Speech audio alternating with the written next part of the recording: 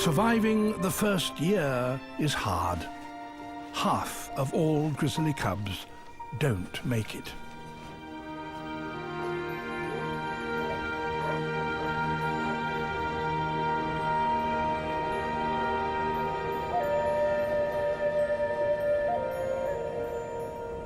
Throughout Alaska and British Columbia, thousands of bear families are emerging from their winter sleep.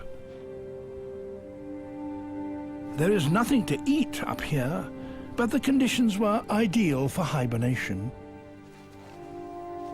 Lots of snow in which to dig a den. To find food, mothers must lead their cubs down to the coast where the snow will already be melting.